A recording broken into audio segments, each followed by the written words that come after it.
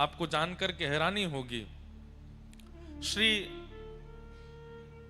तुकाराम जी महाराज महाराष्ट्र के परम संत हुए।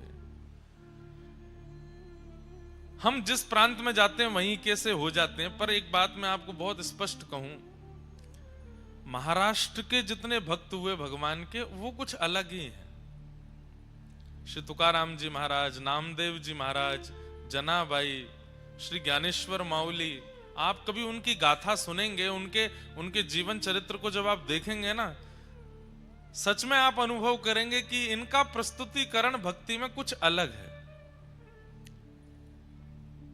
बहुत भक्त हैं महाराष्ट्र के।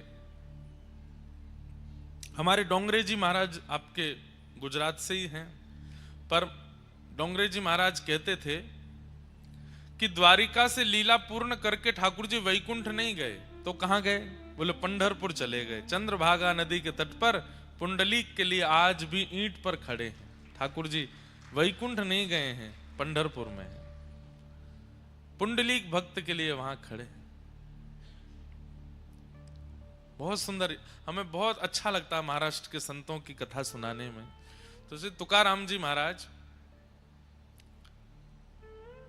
चक्रवर्ती सम्राट छत्रपति शिवाजी महाराज,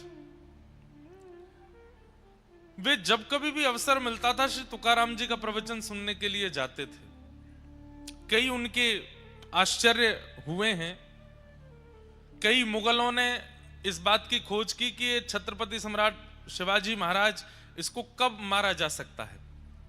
तो लोगों ने कहा कि ये प्रवचन सुनने के लिए जाते हैं, तब एक भी सेना का आदमी नहीं लेके जाते, और जो सेना के लोग प्रवचन में जाते भी हैं वो अस्त्र शस्त्र छोड़ के जाते हैं। सत्संग में जाकर के शिवाजी पर आक्रमण किया जा सकता है। तो एक मुगल राजा ने पूरी अपनी सेना को भक्त भेष बना करके और अस्त्र शस्त्र छुपा करके कथा में भिजवा दिया। बोले जाओ, वहीं शिवाजी बैठे होंगे, उनको वहीं मार दो। तुकाराम जी सुंदर कीर्तन कर रहे थे। कभी अवसर मिले बंधुओं, हमारे महाराष्ट्र के वारकरी संप्रदाय के वैष्णवों का कीर्तन सुनिएगा। अब वो होता तो वो मराठी भाषा में है, पर हमको सौभाग्य मिला है, एक बार नासिक में कथा थी तो वहां के महाराज जी ने हिंदी में कीर्तन करवाया। कीर्तन वहां कथा को ही कीर्तन कहते हैं। तो वहां का बड़ा सुंदर नियम है, व्यासपीठ नहीं होती, एक आसन लगता है, और जब तक व्यास जी नहीं आते तब तक तो वहां कीर्तन चलता है। बढ़िया मंजीरा बजते हैं, मृदंग बजती है और वीणा बजती है। जैसे ही व्यास जी आते हैं वो एक कीर्तन गाते हैं, उसी कीर्तन पर ही 1.5-2 घंटा प्रवचन करते हैं। बहुत आनंद आता है। तो तुकाराम जी कीर्तन कर रहे थे और श्री शिवाजी महाराज बिल्कुल सामान्य वैष्णव की तरह, छत्रपति शिवाजी महाराज बैठे, अस्त्र शस्त्र छोड़ करके, सब सैनिक जन भी अस्त्र शस्त्र छोड़ करके बैठे हैं। तभी मुगल आक्रांताओं ने उस प्रवचन सभा में प्रवेश किया। छुपा करके लाए थे शस्त्र की, यहीं मारेंगे। जैसे ही उस सभा में प्रवेश किया, सत्संग की ऐसी कृपा, जितने लोग बैठे थे सबका रूप शिवाजी की तरह प्रकट हो गया। सब में शिवाजी दिखने लगे। उन लोगों को पहचान नहीं पा रहे, ढूंढ नहीं पा रहे, इनमें असली शिवाजी कौन है। डर के मारे दौड़े गए और जाकर के मुगल राजा से कहा, वहां तो 1000 शिवाजी बैठे, किसको मारे हम? सबका एक जैसा चेहरा है। तो शिवाजी महाराज तुकाराम जी का बहुत प्रवचन सुनते थे। एक बार की बात है, श्री शिवाजी महाराज ने मन में विचार कर लिया, अब मुझे इनसे दीक्षा लेनी, और सब कुछ छोड़ करके आप पुणे के पास में एक स्थान है, वहां विराजते थे। शिवाजी महाराज पधारे। उस समय आज तक श्री शिवाजी महाराज का कैसा यश है आप सब जानते हैं। छत्रपति शिवाजी महाराज जब तुकाराम जी के दर्शन करने के लिए आए तो इतनी संख्या में, तादाद में भीड़, सैनिक आदि सब चल रहे थे, और सब जगह तुकाराम जी की जय जयकार होने लगी। वाह भैया, धन्य है ऐसे गुरु जो इतना सुंदर शिष्य मिल रहा है। तो श्री तुकाराम जी महाराज के चरणों में जाकर के बोले, मुझे आप स्वीकार करें, मुझे आप अंगीकार करें।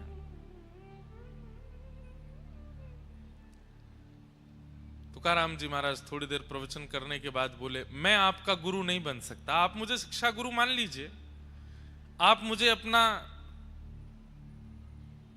जीवन पथ का गुरु मान लीजिए, लेकिन आपके दीक्षा गुरु तो जंगल में विराजमान हैं, समर्थ गुरु रामदास, वो आपके गुरु बनेंगे, वही आपके गुरु, आप उनके पास जाओ।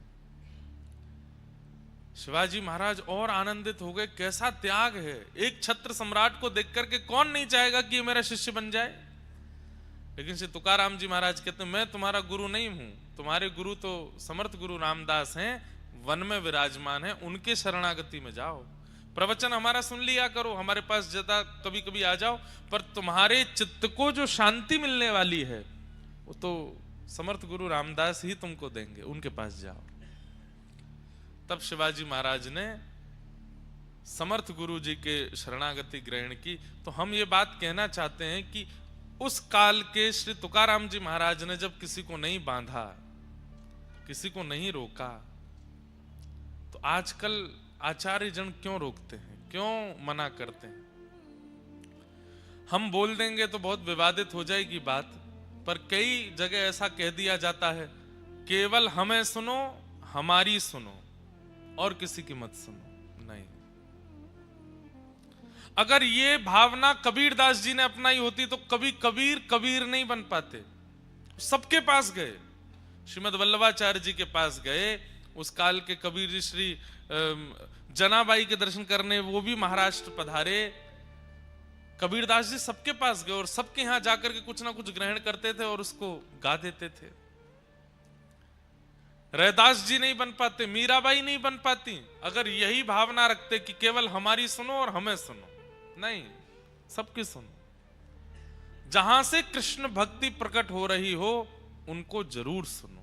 हमारी तो यही भाव है, किसी के प्रभाव, किसी के रूप, किसी के लटके झटके पर मत जाना, केवल वाणी से अनुभव करना कृष्ण प्रिय लग रहे हैं कि नहीं।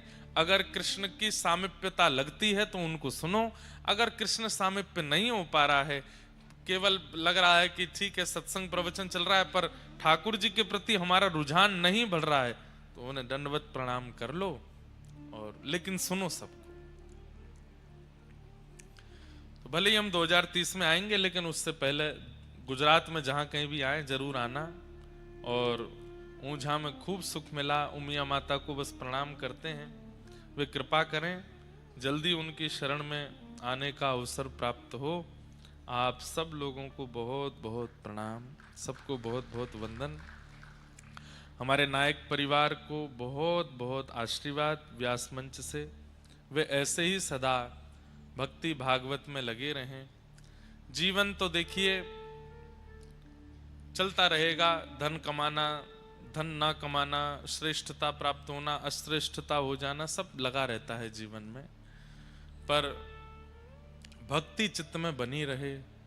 श्याम सुंदर सदा हमको प्यारे रहें, हम उन्हीं के रहें, वो हमारे रहें, ये भाव सदा आपके चित्त में रहना चाहिए। इसी भाव के साथ आइए कथा को अब विश्राम की ओर ले चलते हैं।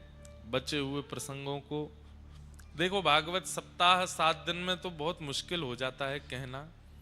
इतनी विस्तृत भागवत जी की वार्ता है कि उसका विस्तारीकरण, उसका सूक्ष्म में कहना बहुत मुश्किल होता है, पर सप्ताह में जितने भाव प्रकट होते हैं वह भी श्रेष्ठ हैं। अगले वर्ष पुनः मास कथा होने वाली है नासिक में। 1 महीने की कथा का क्रम रखा गया है, कई क्रम आ रहे हैं बीच में कथा के, पर फिर भी वो 1 महीना का क्रम रहेगा, जरूर सुनिएगा, बहुत सुख मिलता है।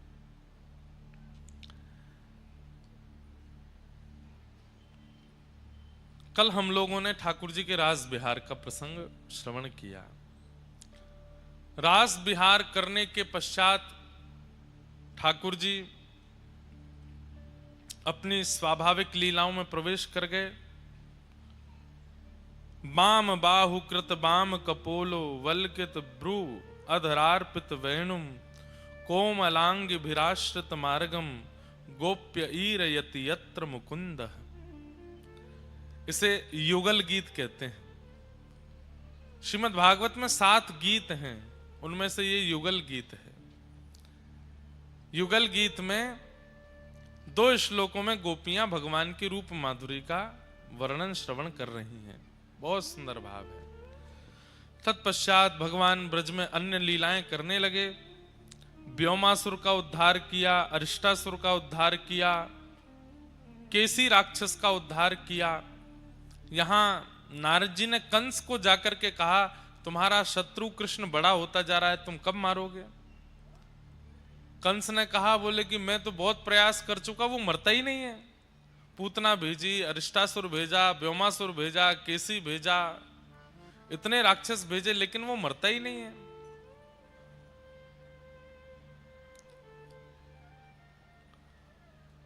तब नारद जी ने उसको युक्ति बताई, बोले तुमने अपने राक्षसों को उसके नगर में भेजा,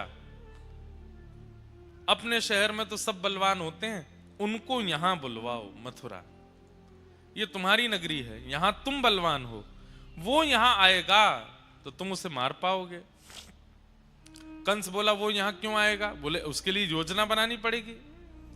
भगवान शिव ने तुमको एक धनुष दिया है, इसका यज्ञ करो और उस यज्ञ में सुंदर मेला रखो और उस मेला में पुरस्कार वितरण समारोह करो और ब्रजमंडल के कुछ विशिष्ट लोगों को पुरस्कृत करने की भावना से मथुरा बुलवाओ, उसमें कृष्ण बलराम का भी नाम दे दो।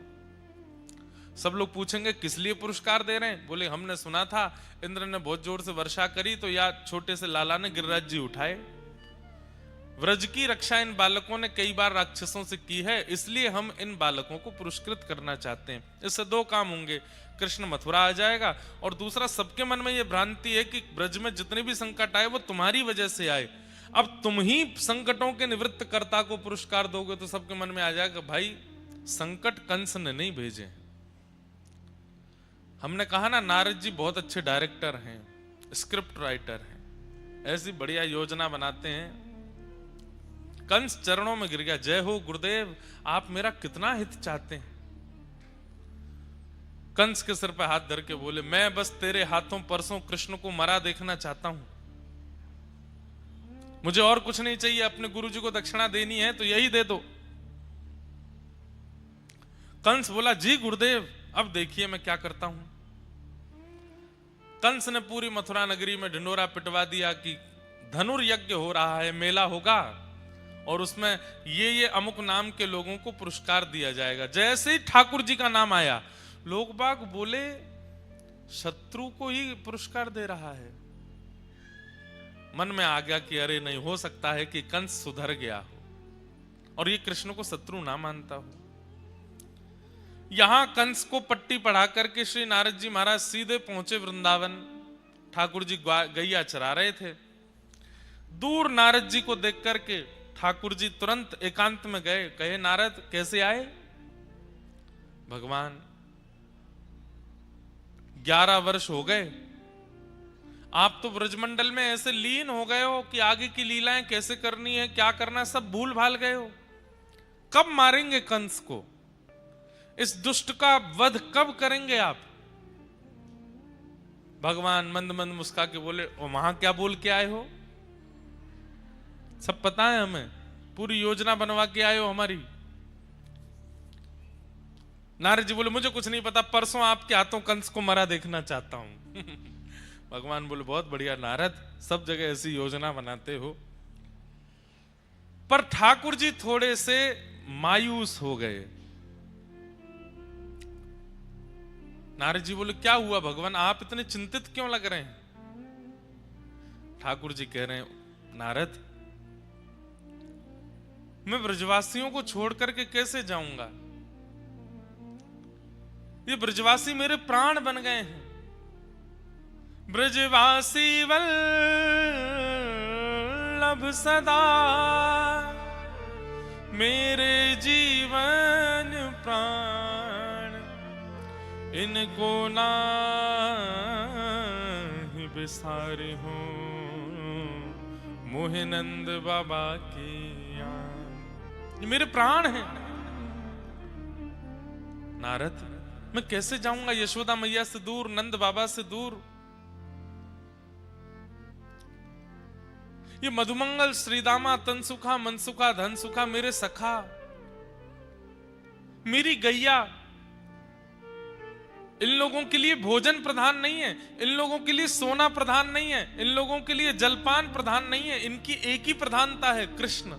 बस हमें ठाकुर जी दिखते रहे। मैं गौशाला जाऊं तो गैया चारा खाती हैं, मैं ब्रजवासियों को दिखूं तो ब्रजवासियों के घर प्रसाद बनता है, मैं दिखूं तो ही सोते हैं, मैं दिखूं तो ही चलते हैं। इनका प्राण मैं हूं और मेरे प्राण ये हैं, मैं इनसे दूर कैसे जाऊं? नारद जी बोले, भगवान ये आसक्ति जैसी, मोह जैसी वार्ता आपके मुख से सुनने में अच्छा नहीं लग रहा है। अरे केवल मथुरा नहीं जाना है आपको, केवल कंस को नहीं मारना है, बहुत काम है।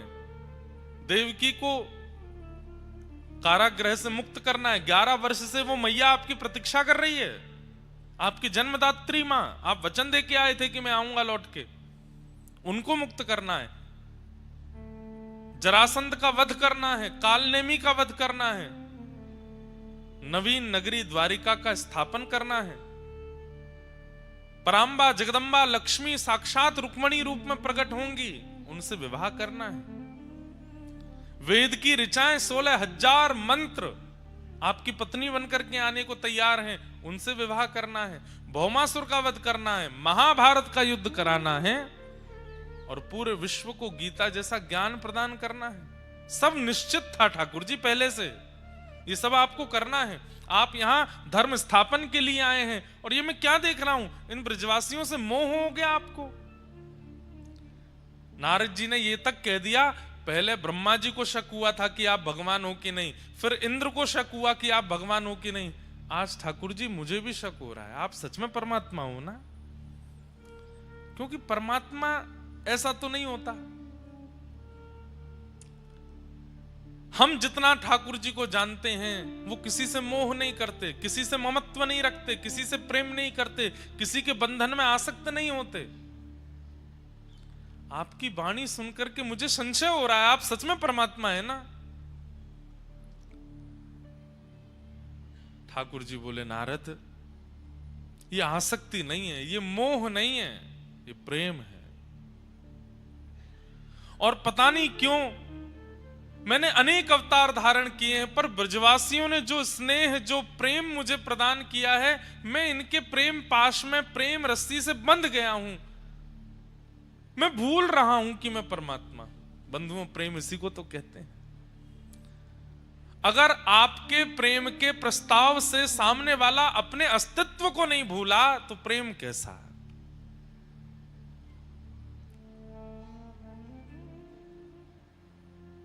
प्रेम तो उसी को कहते हैं जहां पर व्यक्ति अपने अस्तित्व को भूल जाए।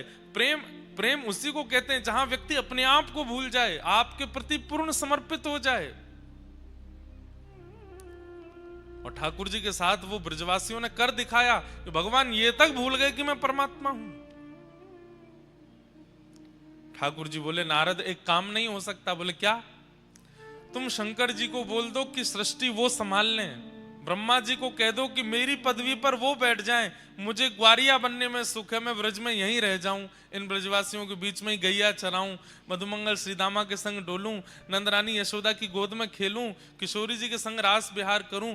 मुझे अब ब्रह्मांड संभालने की इच्छा नहीं हो रही है। मुझे वैकुंठ से भी प्रिय, मुझे स्वर्ग से भी प्रिय ये ब्रज लगने लगा है।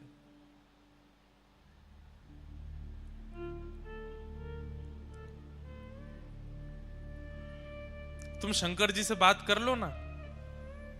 सतयुग त्रेता द्वापर में मैं परमात्मा था, अब वो ही परमात्मा बन जाएं। मैं अपना अस्तित्व हटा देता हूं, दो ही देव रहेंगे, ब्रह्म और शिव। मैं कहां हूं? मैं सदा ब्रज में रहूं, इन ग्वारियाओं के बीच में, इन ब्रजवासियों को मुझे बहुत सुख मिलता है यहां पर। नारद जी बोले, ये कैसी बात कर रहे हैं आप? प्रेम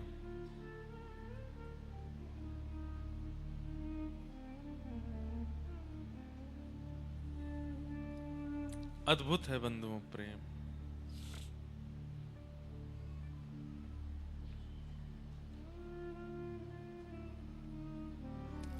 भगवान नारद जी अपनी सौगंध देते हैं ठाकुर जी को कि ठाकुर जी आपको जाना पड़ेगा ब्रज से। ठाकुर जी कहते हैं मैं कैसे जाऊंगा, कोई योजना है? नारद जी बोले हाँ, अक्रूर जी परसों आपको लेने के लिए आएंगे। आपके पास केवल 2 दिन है ठाकुर जी, 2 दिन में आप अपना सब भाव निपटा लीजिए, फिर आपको आगे की लीला में प्रवेश करना है। बंधुओं, भगवान की जैसे मानो नींद उड़ गई हो, अब मैं कैसे जाऊं यहां से, कैसे आगे प्रस्थान करूं?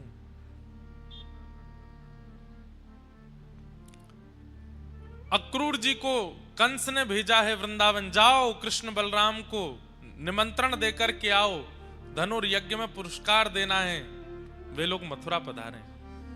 अक्रूर जी महाराज व्रज आए, सब ब्रजवासियों की भीड़ लग गई नंद भवन में कि भाई कंस का दूत क्यों आया। और जैसे ही पत्र पढ़कर के सुनाया कि धनुर्यज्ञ में कृष्ण बलराम को पुरस्कार देने के लिए महाराज कंस ने मथुरा बुलाया है, तो कहीं पुरस्कार देने का खबर समाचार सुने तो सब नाचने लगते हैं, गाने लगते हैं, आनंदित हो जाते हैं, पर वृंदावन में सुन्न सन्नाटा, कोई प्रसन्न नहीं हुआ। अक्रूर जी महाराज बोले मैंने समाचार सुनाया कि कृष्ण बलराम को पुरस्कृत करने के लिए मथुरा बुलाया, आप लोग शांत क्यों हैं? ब्रजवासी बोले कितने दिन के काजे कन्हैया जावेगो मथुरा? बोले बस आज रात्रि निकलेंगे, आज शाम तक निकलेंगे, कल वहां रुकेंगे, परसों आ जाएंगे। ये सुनकर के ब्रजवासियों में कई तो मूर्छित होकर गिर पड़े कि हम इतनी देर बिना कृष्ण को देखे कैसे रहेंगे। ब्रजवासियों की स्थिति देखकर के ठाकुर जी घबरा गए। बोले इन्हें कैसे बताऊं कि मैं तो हमेशा के लिए जाने वाला हूं, ये एक दिन के लिए जा रहा हूं, ये खबर सुनकर के मूर्छित हो करके गिर रहे हैं, ये बेहोश हो रहे हैं, व्याकुल हो रहे हैं, रो रहे हैं। इन्हें कहीं से अगर पता चल गया कि मैं आने वाला ही नहीं हूं, क्या होगा? यशोदा मैया बोली हमें ना भेजनो अपनो लाला, कंस से कह दो पुरस्कार यहीं घर भिजवा देगो, हमारो लाला कहीं नहीं जावेगो। और सब ब्रजवासी यशोदा मैया के पक्ष में आ गए, हाँ हमारो लाला नहीं जावेगो, बिल्कुल नहीं जावेगो। ठाकुर जी ने मन में विचार किया मुझे ही कुछ करना पड़ेगा, नहीं तो ये ब्रजवासी तो नहीं जाने देंगे। ठाकुर जी ने नाटक किया रोने का और बैठ गए बीच में आकर के और यशोदा मैया से बोले मैया तू तो चाहवे ही ना है कि मैं बड़ो बनूं, अरे 24 घंटा इन गैयान ने चरातो रहूं, गोबर में लिपो रहूं, धूल में सनो रहूं और इन ब्रजवासीन के यहां बस घूमता रहूं, बस यही में मेरो पूरा जीवन निकल जाएगा। अरे सबके बालक आगे बढ़े, सबके बालक ऊपर जामे, सबके बालकन को श्रेष्ठता प्राप्त होवे, तेरे लाला को पहली बार कोई पुरस्कार देवनो चाहे और तू मना कर रही है।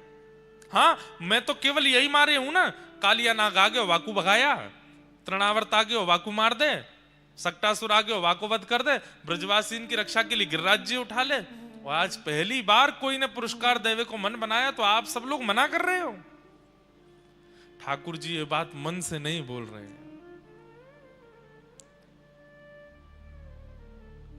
ब्रजवासी सब शांत हो गए कि कन्हैया को कहीं ऐसा तो नहीं लग रहा कि हम उससे प्रेम नहीं करते, इसलिए हम उसको पुरस्कार लेने से मना कर रहे हैं।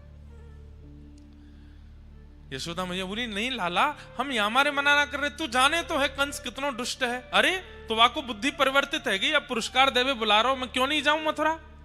और 2 दिन की तो बात है, मैं परसों आ जाऊंगा ना। दाऊ दादा कन्हैया की ओर देख रहे हैं, बोले कि कन्हैया झूठ तो मत बोले, ये परसों की बात मत कह, तू बस जावे की बात कह। ठाकुर जी बोले दाऊ दादा अगर मैं परसों नहीं बोलूंगा तो ये ब्रजवासी नहीं जान देंगे, और अगर मैं परसों की कह के नहीं जाऊंगा, कोई आश में इनको छोड़ के नहीं जाऊंगा, ये प्राण त्याग देंगे। बंधुओं प्रेम बड़ा विचित्र है।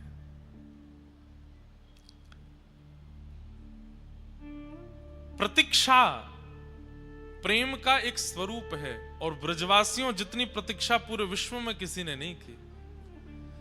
11 वर्ष 56 दिन की आयु में ठाकुर जी गए हैं और ब्रजवासी 225 वर्ष केवल प्रतीक्षा करते रहे कि ठाकुर जी आ रहे होंगे, अब हमारो लाला आवेगो। हर दिन ब्रजवासी कहते परसों की कह के गयो, परसों तो कब की बरसन की निकल गई। अरे नाए, आज बोलो, आज कहा बोलो, बोले परसों आवेगो, परसों फिर बोल दियो आज परसों आवेगो।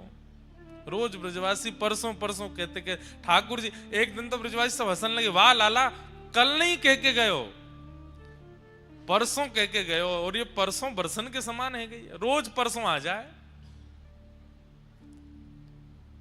एक आशा दे करके गए ब्रजवासियों को कि मैं परसों आ जाऊंगा।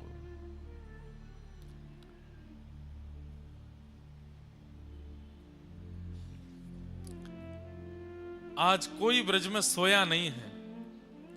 नंद भवन के बाहर सब लोग केवल मुख्य द्वार को देख रहे हैं, और रात में जिसको जैसा मंत्र आता है, जैसी विधि आती है, जैसे श्लोक आते हैं, जो नाम आता है उसी को जपने बैठ गए।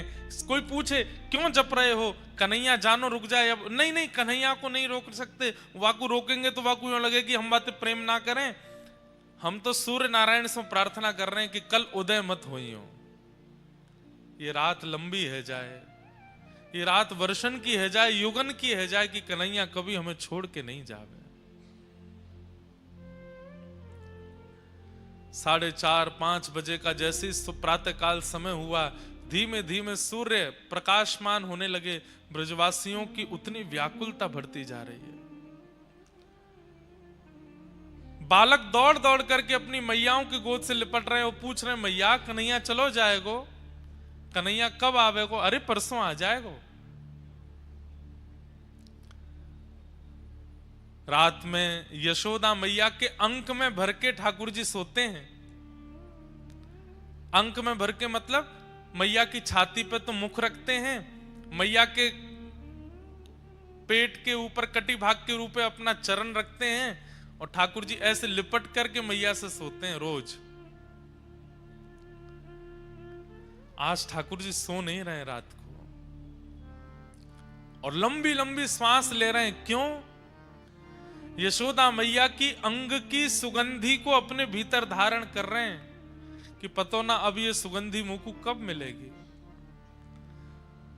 जिन यशोदा मैया का अंक वैकुंठ के शयन सैया से भी ज्यादा मधुर सुख देता है ठाकुर जी को सोने में, आज मैया के द्वारा की गई बचपन से अब तक की संपूर्ण लीला ठाकुर जी के चित्त में घूम रही है। मैया के सामने बहानों कर रहे हैं कि सो गए, लेकिन वास्तव में मैया के अंग अंग को स्पर्श करके ठाकुर जी उसकी स्मृति अपने अंदर ले रहे हैं कि मैया मैं कैसे बताऊं कि कल मैं चलो जाऊंगा। यशोदा मैया भी सो नहीं पा रही है, बार बार लाला को सिर सूंघे, लाला के सिर को अपने ओष्ठ से स्पर्श करे। मेरो लाला परसों आ जाएगो? हाँ मैया आ जाऊंगो। मां मथुरा में कोई तो बात मत करियो, और मैं तोकू काजर लगाए के भेजूंगी, कोई की नजर ना लग जाए, मथुरा की गोपीजन कैसे देखेंगे मेरे लाला है। हाँ मैया तू कर दियो। लाला मैं तोकू भोजन रख दूंगी, कोई और के हाथ को बनो भयो मत पाइयो। ठाकुर जी मन ही मन रो रहे हैं, मैया कितनों भोजन रखेगी, 225 वर्ष कहां पाऊंगा मैं।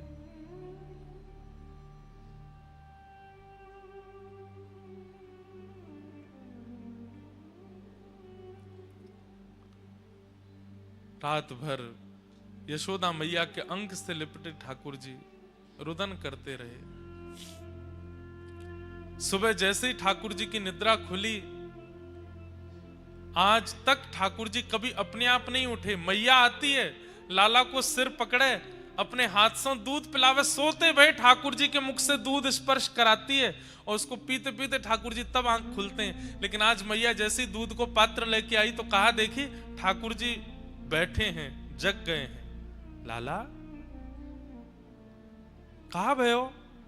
आज तक कभी ऐसा पहले नहीं भयो कि तू उठ के बैठ गए हो, आज अपने आप बैठ गए हो। मैया के अंक से लिपट गए, बोले मैया मैं परसों तक कैसे रहूंगा तेरे बिना। परसों शब्द है पर मन में बरसों आ रही है ठाकुर जी की। अरे नाय लाला, अब तू ही तो कल कह रहो सबके बालक ऊपर बढ़े तो वो बढ़नो है। अब तो को लगे कि तू पुरस्कार लेके आगे बढ़ेगो तो तू जा, और मैं कहीं जा थोड़ी नहीं हूं लाला, तू आ जाएगो वापस। फिरते वही ब्रजमंडल में लीला होंगी, फिरते रोज गैया चरावे जाइयो, फिरते रोज माखन मिश्री लाला को पवाए करूंगी, बस 2 दिना की तो बात है। ठाकुर जी बहुत भावुक हो रहे हैं।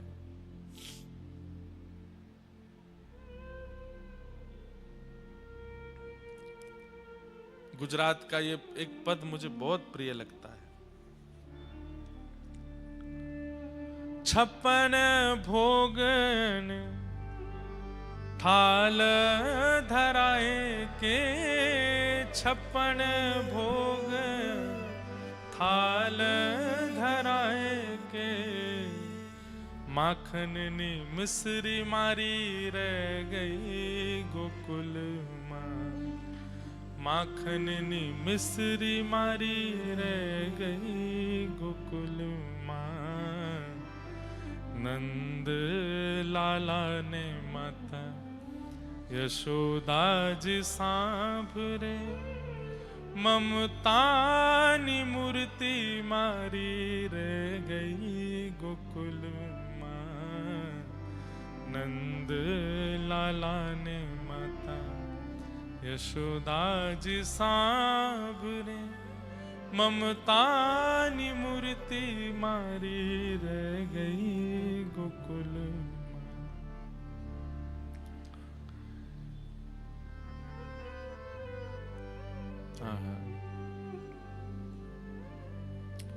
सोना रूपाना अहि वसन मजाना, सोना रूपाना अहि वसन मजाना।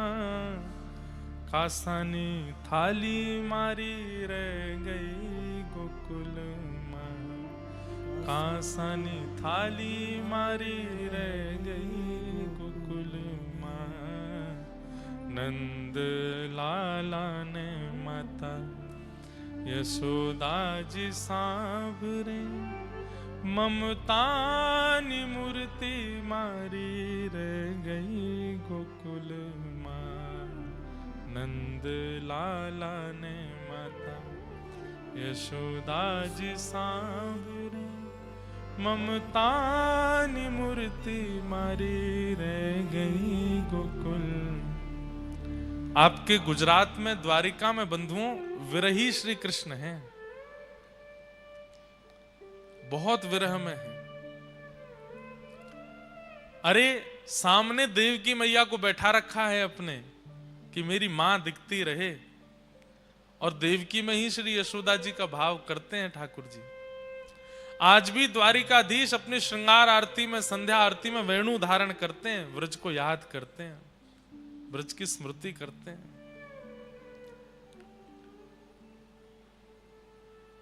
ब्रजवासियों की प्रतीक्षा तो सबको अनुभव होती है, गोपियों की प्रतीक्षा तो सबको अनुभव होती है, यशोदा मैया राधा रानी की प्रतीक्षा तो सबको दिखाई देती है, उनका विरह उनका कष्ट सबको दिखता है, पर ठाकुर जी का विरह किसी को नहीं दिखता। ठाकुर जी कितने विरह में हैं बंधुओं। विरह में रो ले व्यक्ति, विरह में व्याकुल हो ले व्यक्ति, इसका मतलब विरह की दवाई ले रहा है। वो किसी को व्याकुलता हो रही है और वो रो रहा है, तो इसका मतलब है कि वो विरह की औषधि ले रहा है। किसी को विरह हो रहा है और वो एकांत में बैठकर के परेशान हो रहा है, तो इसका मतलब वो विरह की औषधि ले रहा है। कहीं ना कहीं से विरह निकल तो रहा है, लेकिन किसी को विरह हो रहा है और फिर भी वो मुस्कुरा रहा है, किसी को विरह हो रहा है और वो आंसू निकलने नहीं दे रहा है, इसका मतलब असली विरह वही सह रहा है। ब्रजवासी रो रहे हैं, विलख रहे हैं, व्याकुल हो रहे हैं, परेशान हो रहे हैं, इसका मतलब वो विरह की औषधि ले रहे हैं। रो करके थोड़ा विरह शांत तो होता होगा, पर ठाकुर जी तो रो भी नहीं पाते हैं। जितने दिन ठाकुर जी द्वारिका में रहे, आज भी द्वारिकाधीश समुद्र की तरफ मुख करके बैठे हैं। क्यों? क्योंकि पीछे अगर मैं देखूंगा तो व्रज की याद आएगी। व्रज की ओर मुख करके ठाकुर जी चलते भी नहीं है।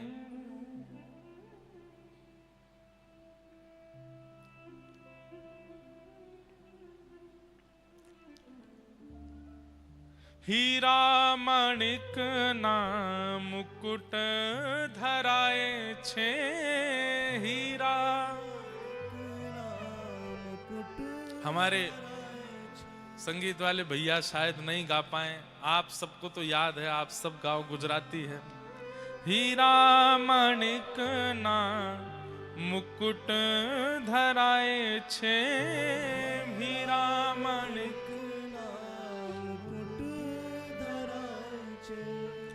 मोर पीछ पाग मारी रह गई गोकुल माँ, मोर पीछ पाग रह गई गोकुल। हाथी ने घोड़ा ही झूले आमवड़िए, हाथी ना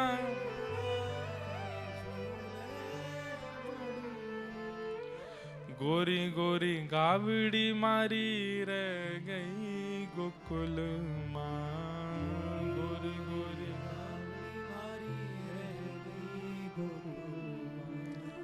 नंद लाला ने माता यशोदा जी सांवरे, ममता नी मूर्ति मारी रह गई गोकुल माँ।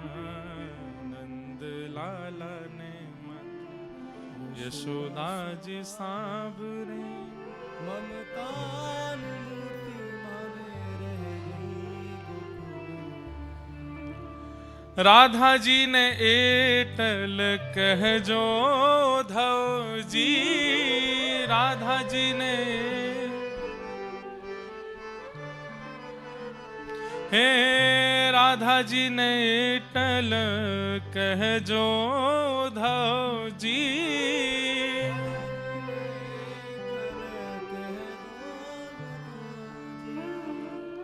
अमी भरी आंख मारी रह गई गोकुल माँ, भरी आंख मारी रह गई गोकुल।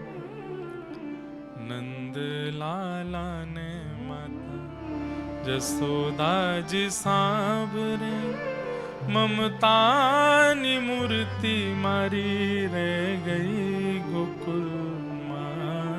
नंद लाला ने माता जसोदा जी सांवरे, ममता नी मूर्ति मारी गई गोकुल। मेरे मन में भाव आता है कि जब द्वारिका आप लोग जाते हैं, ब्रज का कोई भाव सुना के आया कीजिए ठाकुर जी को। वहां राजा धीराज महाराज बनकर के बैठे हैं, सुंदर नगाड़े बजते हैं, एक से एक 56 भोग व्यंजन ठाकुर जी को चढ़ाए जाते हैं, ध्वजा जी चढ़ाई जाती हैं सोने चांदी के खूब सुंदर। पर इनमें ठाकुर जी को सुख मिलता नहीं होगा। वो हमें दिखाने के लिए प्रसन्न होकर के कहते होंगे हम बड़े प्रसन्न हैं, पर व्रज का एक भाव सुना दिया करो। या वृंदावन या व्रज जब भी जाते हैं तो पहले घर मत आइए लौट करके, व्रज से सीधे पहले द्वारिका जाओ और व्रज की कोई बात ठाकुर जी को बताया हो, व्रज में कैसा स्वभाव, कैसी स्थिति, कैसा व्यवहार, कैसी योजना अभी है, सब ठाकुर जी को बताओ। ठाकुर जी आपसे बड़े प्रसन्न हो जाएंगे। अरे भैया कोई न सोनो चांदी सब कछु मुंह को चढ़ाए होगो, पर मैं तो प्रसन्न हूं। क्यों? तो ब्रज की कछु बात मुंह को सुना भी आए हो। श्री उद्धव जी महाराज को ठाकुर जी ने व्रज भेजा ही इसीलिए है कि ये व्रज को अपने अंदर समाहित करके लाए, ताकि मैं जितने दिन द्वारिका में रहूं मुझे व्रज की जब जब याद आवे मैं उद्धव को अपने पास बुला लूं और ये व्रज की कोई बात मुझे सुना दिया करे। ब्रजवासियों को समझाने के लिए उद्धव जी नहीं गए, ब्रजवासियों से वार्ता करने के लिए उद्धव जी को नहीं भेजा ठाकुर जी ने। ठाकुर जी ने इसलिए उद्धव जी को भेजा कि 6 महीना में इतनी व्रज की स्मृति अपने अंदर लेकर के आ जाए कि जब हम द्वारिका की यात्रा पर रहें और द्वारिका में 125 वर्ष रहना पड़े, उस समय व्रज की याद आवे, और जब जब उद्धव मेरे पास आवे व्रज की कोई बात, जब मैं ठाकुर जी जब मैं व्रज गया था ना, तो वहां पे एक गोपी ऐसे बोल रही थी, ठाकुर जी उसी बात से प्रसन्न हो जाते हैं। बस अब इससे आगे मत सुनाइए उद्धव, 2-4 दिन इसी भाव में रहने दे, 2-4 दिन बाद फिर किसी गोपी अन्य गोपी की बात बताइए। 4-5 दिन ठाकुर जी उसी स्मृति में निकाल देते हैं, फिर जब उसकी स्मृति से आनंदित हो जाते हैं तब उद्धव को फिर बुलाते हैं, उद्धव अब कोई और बात बता। वो 6 महीने की उद्धव की वार्ताओं को ठाकुर जी वर्षों 100 वर्ष से अधिक तक सुनते रहे। व्रजवासियों का प्रेम ऊंचा है, यशोदा जी का प्रेम ऊंचा है, राधा रानी का प्रेम ऊंचा, ठाकुर जी का प्रेम कोई देखे तो सही कैसा प्रेम है। असली विरह की वेदना तो ठाकुर जी को है। जो बंधे हैं विश्व कल्याण की भावना में, और इसी बंधन के कारण अपने प्रेम के घूंट पी गए हैं, विरह में रह रहे हैं। समय हुआ, ठाकुर जी बाहर निकले, जैसे ही नंद भवन से बाहर आए ब्रजवासी सब रोने लगे, लाला हम तेरे बगैर कैसे रहेंगे। ठाकुर जी बोले, अरे मैं परसों आ जाऊंगा, कौन सा इतने दिनान के काजे जा रहा हूं। बोले, पतो ना लाला तू परसों के काजे भी कह रहा हो, हमारे कल प्राण निकल गए तो, और अंतिम क्षण में तोय ना देख पाए तो। ठाकुर जी बोले, नहीं कछु ना होगो, मैं आ जाऊंगा परसों। सब ब्रजवासियों से मिलते हुए अपने हृदय को बहुत भारी करते हुए ठाकुर जी रथ में आरूढ़ हुए। जैसे निकलने लगे, अक्रूर जी महाराज के मन में पता नहीं क्या बात आई। बंधुओं, जब अक्रूर जी ठाकुर जी को लेने के लिए वृंदावन आ रहे थे, तब अक्रूर जी कारागृह में देवकी मैया से मिलने गए। बोले, मैया अब प्रसन्न है जाओ। क्यों? आपको लाला वापस आ रहा है, मैं लेवे जा रहा हूं वाकू। देवकी मैया नाचने लगी, आनंदित हो गई, मेरो लाला आवेगो, मेरो कन्हैया आवेगो, मेरो गोपाल आवेगो, मैं अपनी आंखन से वाकू देखूंगी, अपने हाथन से स्पर्श करूंगी। देवकी मैया की उस स्थिति को देखकर के अक्रूर जी बड़े भावुक हो गए। जब जाने लगे तब देवकी मैया ने कही, सुनो अक्रूर इधर आओ, मेरो एक काम करोगे? बोले, कहा?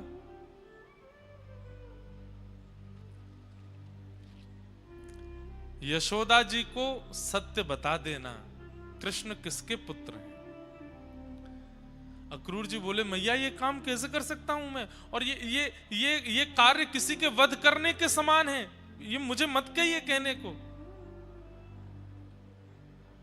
उद्धव,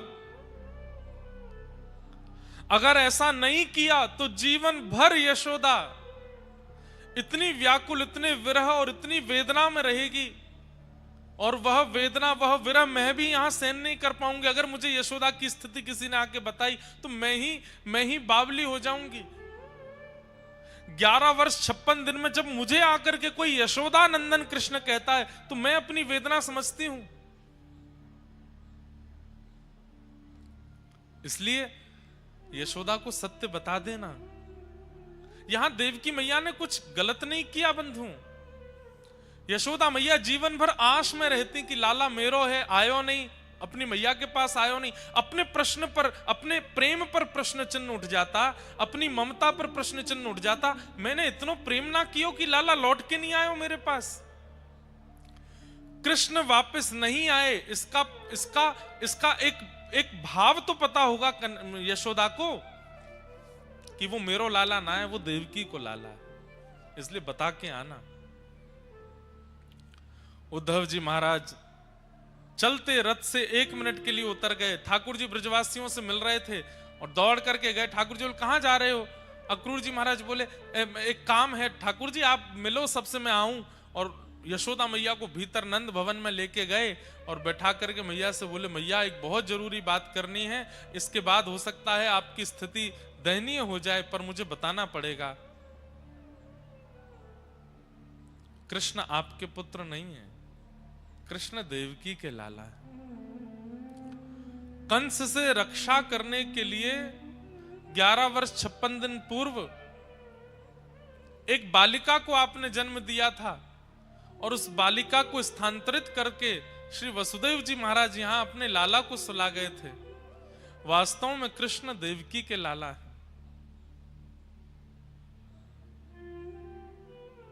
और अब वो वापस अपनी मां के पास जा रहे हैं। यशोदा मैया का पहले ही खून ठंडा हो गया था ये बात सुनकर के, लेकिन जब अक्रूर जी ने ये बात कह दी कि मैया अब संभवतः कृष्ण लौट के आएंगे नहीं, और ऐसा कहकर के प्रणाम करके जैसे ही गए, यशोदा मैया की मानो जैसे श्वास रुक गई हो।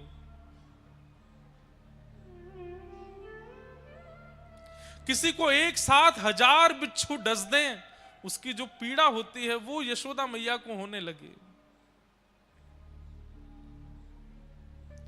एक तो ये बता देना कि वो आपके पुत्र नहीं है, और उसके बाद भी ये कह देना कि वो आज अंतिम बार दिख रहे हैं, अब लौट करके नहीं आएंगे। यशोदा मैया इस विरह को सह नहीं पाई। एक बार तो वहीं मूर्छित होकर गिर पड़ी, पर तभी उन्हें अंतर आत्मा से याद आया कि कन्हैया को एक बार तो देख लूं, जा रो है मेरो लाल, मेरो कन्हैया, मेरो छोना अब जा रो है, एक बार तो वाकू देख लूं। दौड़ी है यशोदा मैया, रथ आगे की ओर बढ़ रहा है, ठाकुर जी सब ब्रजवासियों से मिल रहे हैं।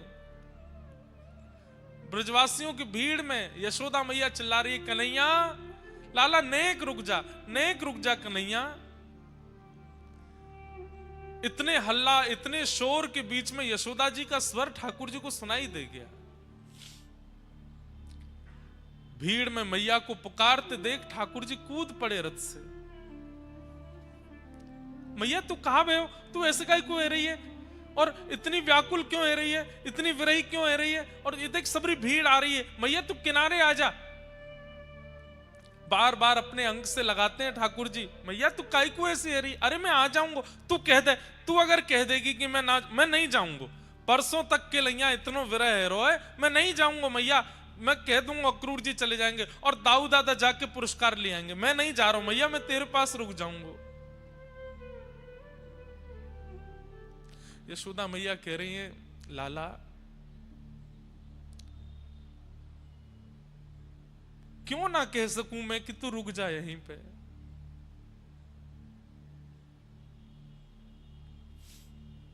मुकु आज सत्य पतो चल गयो कन्हैया, तू मेरो पुत्र नहीं है, तू तो देवकी को लाला है। ये कहने में भी मेरे प्राण क्यों नहीं निकल रहे हैं कि तू मेरो पुत्र नहीं है।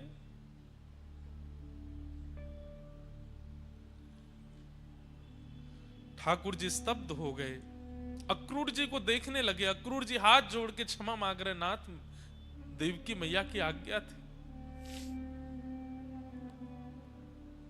अब ठाकुर जी किसी से कुछ नहीं कह रहे हैं, अब मैं कितना छुपाऊं, कितनी आशाएं दूं। यशोदा मैया लाल जी के एक एक अंग का स्पर्श कर रही हैं और सर्वांगीण अंग का स्पर्श करके ठाकुर जी का हाथ पकड़ के कहती हैं, लाला मुझको एक वचन दे जा, मैं कोई को नहीं बताऊंगी कि तू आवे वारो नहीं है, ये सब प्राण त्याग देंगे अपने, पर मुझको एक वचन दे के जा। पहली बात तो तू देवकी तो मेरी शिकायत मत करियो, तेरे लालन पालन में तो को बचपन से पालवे में मैंने अगर कोई अपराध किया हो तो वो देवकी को मत बताइयो लाला। नेक्स्ट किसी एक मटकी तोड़वे के काजे मैंने तू को उखल से बांधो, ये बात देवकी को मत बताइयो। और लाला दूसरी बात, तू अब जीवन भर देवकी के पास रहियो, लेकिन जब कभी भी तू को खबर लगे ना कि यशोदा के प्राण निकलवे वारे, बस वाह अंतिम श्वास के समय लाला मेरे सामने आ जाइयो। मैं अपने कुंवर कन्हई को एक बार देख लूंगी, वाके हाथ स्पर्श कर लूंगी, अपनो हृदय से लगा लूंगी, तेरी गोद में अपनो सर रख लूंगी और ऐसे मुखमंडल को देखते देखते कमल नयन मेरो लाला या के मुख को देखते देखते अपने प्राण त्याग दूंगी। बस अंतिम क्षण में मेरे सामने आ जाइयो, तू मत आइयो मेरे पास लाला, बस अंतिम क्षण में आ जाइयो। और मैया ऐसो कहकर के ठाकुर जी के चरण पकड़न लगी। ठाकुर जी तुरंत मैया के गलों से लग गए, मैया ऐसो मत करे। बोले वचन दे लाला, तू आवेगो, अंतिम क्षण में आवेगो, वचन दे के जा।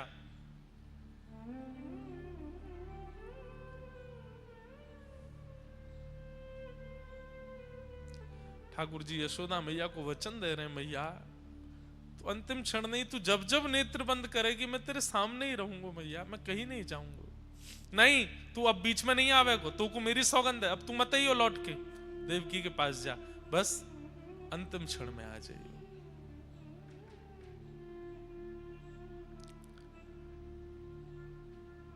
यशोदा मैया कहते कहते व्याकुल हो गई। ठाकुर जी को अक्रूर जी ने कहा जय जय चलें। जैसे ही ठाकुर जी रथ की ओर मुड़े, यशोदा मैया देख नहीं पाई लाल को जाते भय, वहीं मूर्छित होकर गिर पड़ी।